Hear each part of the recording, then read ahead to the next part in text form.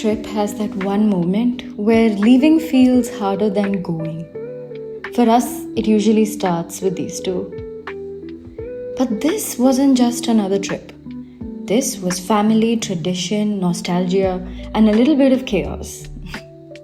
We were heading from Bangalore to Kochi for my cousin's Upanayanam.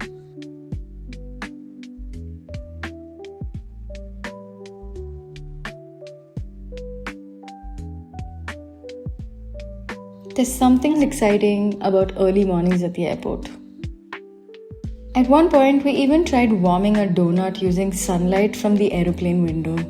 Did it work? Scientifically questionable, but absolutely worth it. Somewhere between all that fun and chaos, I looked outside. Tiny worlds below us. And suddenly life feels a little slower. Can someone please tell me why everyone stands up before the doors are open? And just like that, Kochi.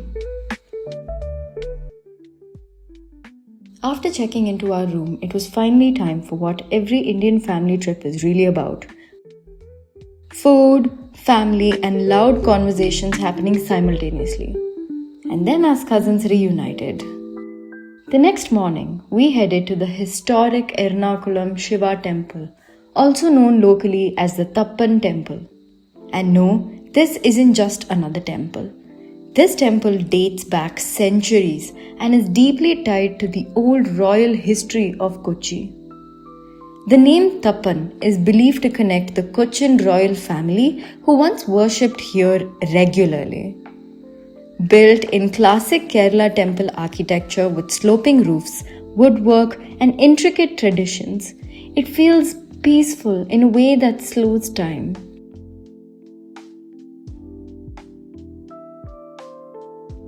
This is one of the rarer Shiva temples where the deity faces west, toward the Arabian Sea. Imagine centuries of waves, ships, traders, kingdoms, all passing under his gaze. One tradition connected to the temple says that Arjuna from the Mahabharata worshipped here, and a shrine inside is believed to be linked to the original lingam associated with him. When the Dutch attacked Fort Kochi in the 17th century, the Kochi royal family shifted their base towards Ernakulam and established their palace near this temple. The move elevated the temple's status massively, so one can say that the European invasion accidentally made this temple even more popular.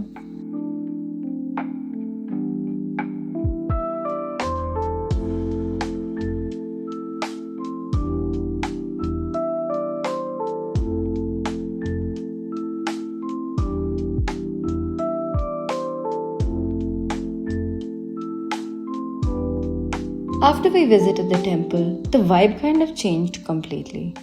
We headed near the Kochi waterfront, with ships passing by, salt in the air, and wind trying to ruin everyone's hair.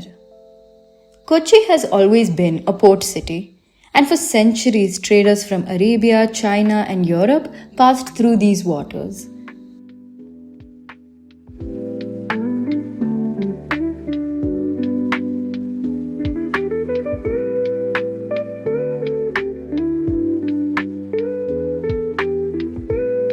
Then came the heart of this trip, the Upanayanam. The events were filled with great food, good laughter, and making of memories.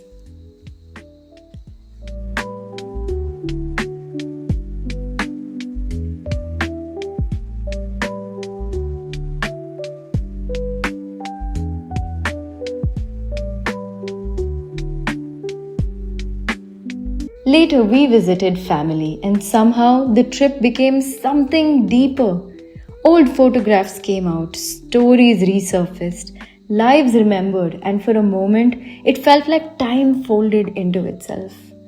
I got to hear stories about my great-grandfather, Ernakulam Narayana Iyer, a respected mridangam guru from Ernakulam, someone who shaped music and trained students during his time. And suddenly, so much started making sense. The rhythm, the love for storytelling, the need to create. Maybe family leaves us little pieces of themselves without us even realizing. Before leaving, we did what every proper Kerala summer demands: mango hunting, straight from the trees. And no supermarket can compete with this.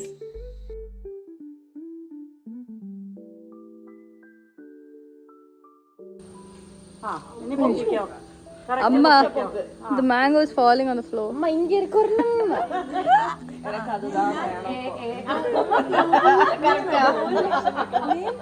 That is more challenging, no?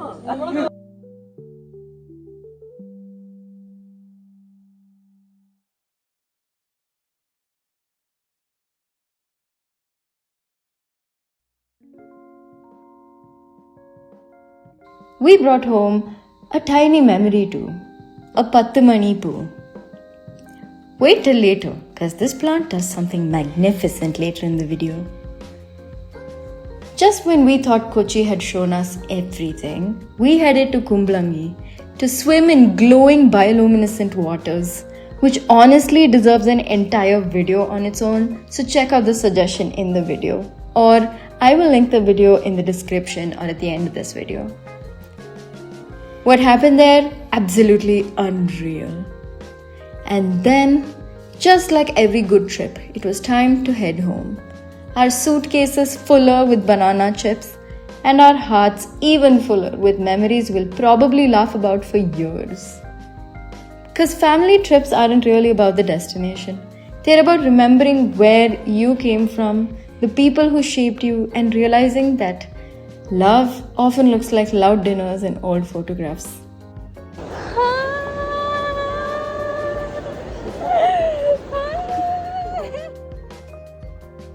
Here's the little surprise. The Pattumani poo survived the plane journey gloriously and even managed to bloom. Incredible. Until next time, bye.